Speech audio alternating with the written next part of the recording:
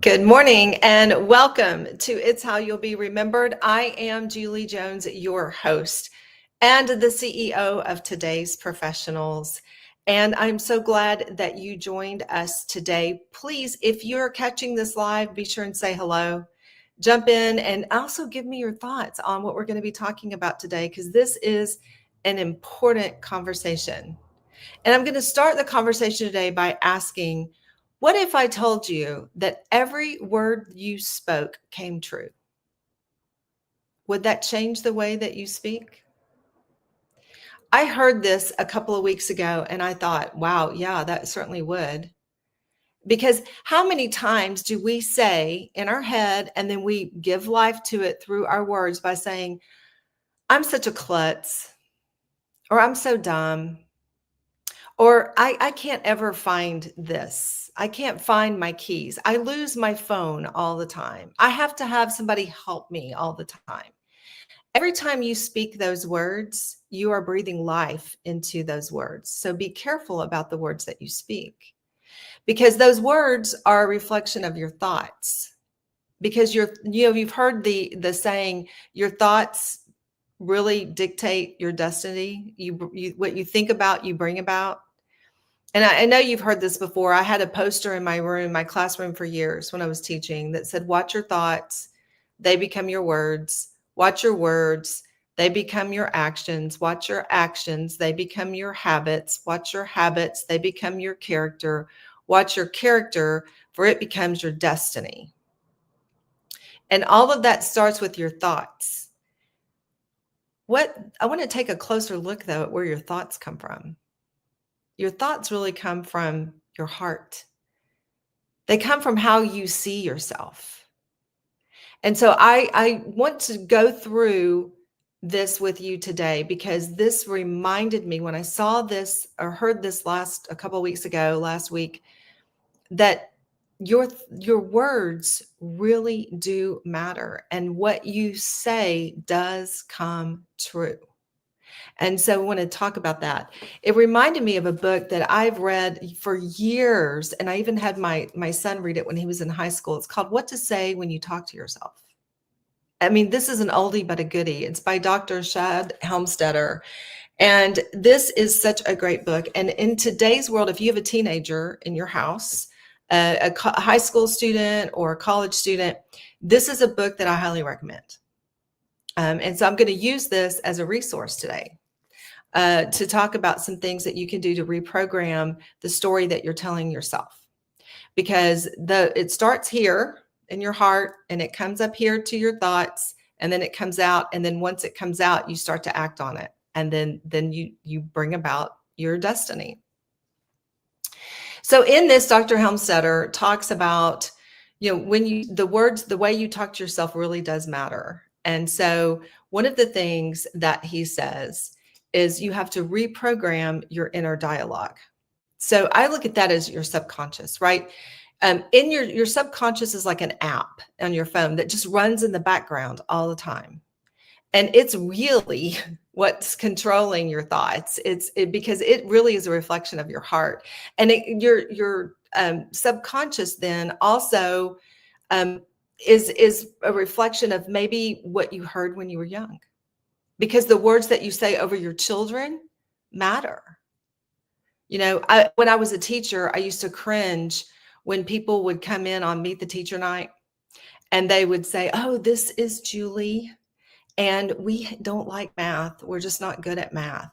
And I'd be like, oh, what we're doing is telling this child right now, before she or ever enters my classroom, that she's going to be a failure. And so I would always say, you know what? I'm not really good at math either. And they should kind of look at me. And it's true, because I don't do math in my head. When I was young, as a matter of fact, when I was in elementary school, this is why I wanted to teach math, actually. When I was in elementary school, there was a huge discrepancy between my language and my ability to read and my ability to speak and my math. My numbers get jungled up in my head. They always have. I just can't do math in my head. It just is difficult for me, but I can write things out. I can write it out and I can follow it. I can understand math concepts. I just don't do math in my head. But that doesn't mean I'm not good at math. It just means I do it differently.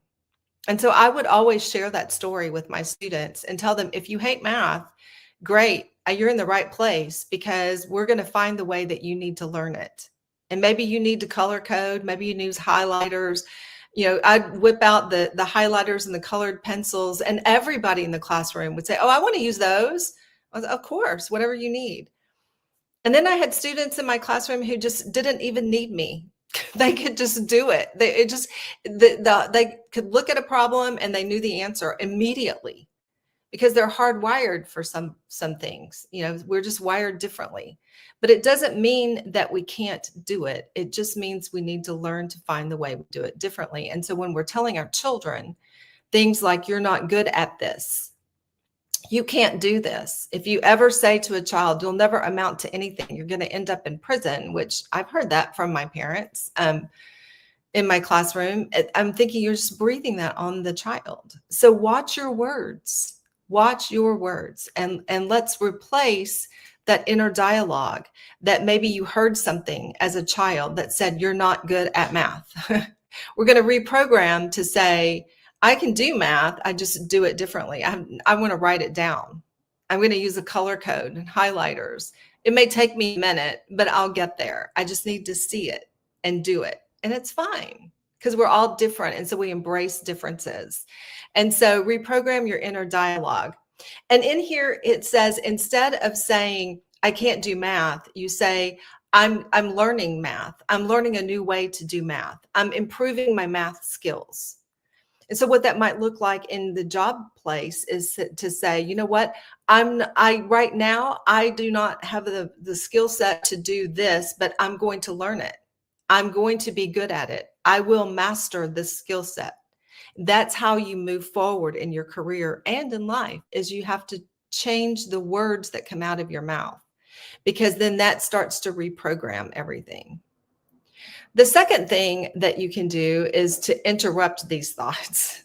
You just have to interrupt them. And it starts by saying things differently. The negative thought comes in your head and you have to train yourself to think, this is not what I want to say. Instead of saying, I can't, I'm going to say, I'm going to learn to. So you start to speak differently. Now you're interrupting and replacing those. So here's something that you can do. Your brain believes what you tell it. It just does. And so you can, as Suzanne Castle always says, boss your brain. You take control of your brain. And so you tell your brain, nope, I'm not going to say that, because this is what I believe. This is what I'm going to say. And you start then by writing that. So as you journal, and if you don't have a routine of journaling in the morning or journaling in the evening, or maybe both, if you can do it both, that's great. But you have to set aside time for self-talk and for planning and for taking control of your day, that when you start and you write it, and I'm not going to advocate at all that you type it. There is research that shows when you write stuff out, it helps you. There's a cognitive connection there between the writing it out and then saying it. And as you journal, say to yourself out loud, I am learning how to do this. I am great at this. I am a CEO. I am this. And you start to use your I am statements.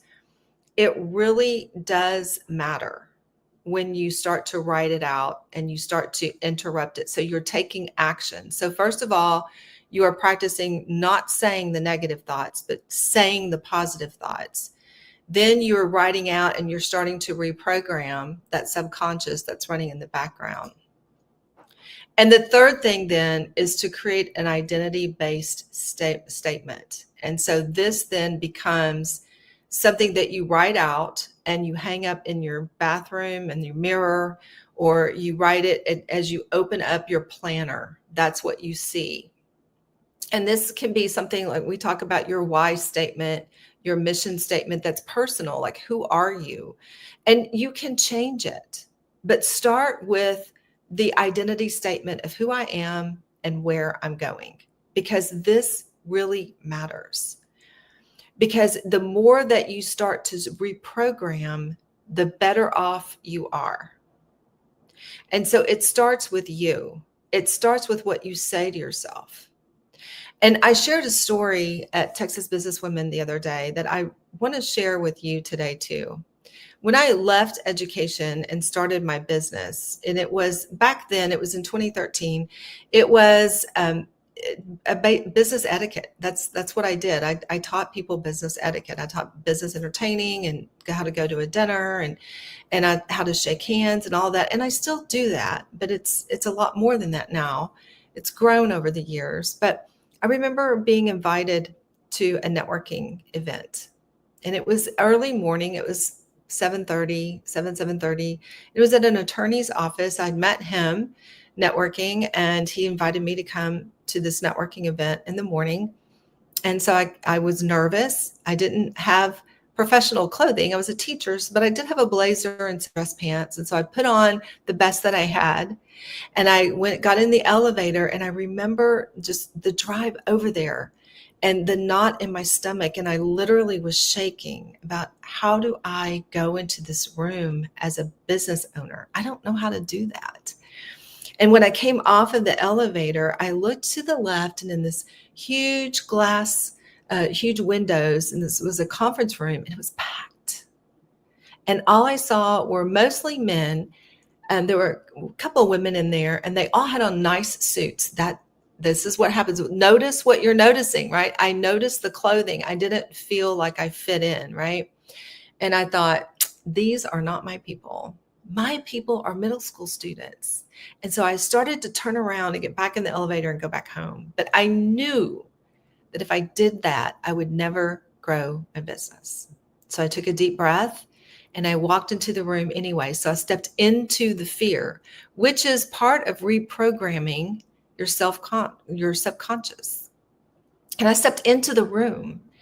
And when I entered, some people were standing there, and they said, "Oh my gosh, you're new here." And I said, "Yes, I was invited." And they said, "What do you do?" And I didn't have any training on how to network or 30-second commercials or anything like that. I just said, "I teach business etiquette." And they were like, "Oh my gosh, that's amazing." And they start calling people over. And so then we started talking, and it was time then to be seated for the program. And so there was this huge conference table in the middle, and there were chairs around the edge. And so I head for one of the chairs at the around the edge of the room. And somebody goes, "Oh, no, you sit here." And they gave me a seat at the table. Think about that. That was significant. No. You're a guest. We want you here at the table. And so when I sat down, a man sitting next to me slides his business card over. And he works for a bank. And he said, "I want to talk to you about what you do. My dad was in the military, and I was raised learning all the skills that you teach. And we don't teach that anymore, but we should." And that was my first friend that I met networking. Over all of these years, since 2013, we've referred business back and forth. I know his wife. I know his children. He's met my family. We've referred business back and forth, and we are still friends to this day. That would never have happened had I let these thoughts come in, these thoughts of what started here, that I'm a teacher and I'm living in my past, and this is not who I am. But I stepped into the new future, and I said, I'm going to enter the room. I'm going to see what happens here. I want to grow my business. These are the words that we say over and over again that lead us to the action of stepping into the fear. If something scares you, that means you should do it. And so my encouragement for you today is to step into your fear, to reprogram what you're saying to yourself. I don't belong in this room. These are not my people. To say, I do belong in this room. I add value to this room. There's someone in this room who wants to talk to me, and I'm going to connect with someone today. That's how we grow personally, and that's how we grow our business. If this story resonates with you, then I encourage you to comment me in the comments or send me a message. And I have a free event coming up. It's 3 hours. It's on July 7th, 8th, and 9th from 12 to 1 Central Time. It's a virtual training and it is free, where we're going to talk more about the words that you say to yourself. How are you responding under pressure, and how can you rewrite your stories? I encourage you to reach out to me if this is something you want to change in your life. Because if nothing changes, then nothing changes. Do you want to change your life? You can. And it starts by changing you. And it starts by taking action. And maybe that action is finding out what this virtual webinar is. Maybe it's going out to a networking event, but it starts with you. You're in control of your destiny. So I look forward to hearing from you in the comments, and let me know your story of how you changed the story that you were telling yourself and how you stepped into the fear so that you could grow into the person you're supposed to be. Thank you so much for joining, and we look forward to seeing you next time on It's How You'll Be Remembered.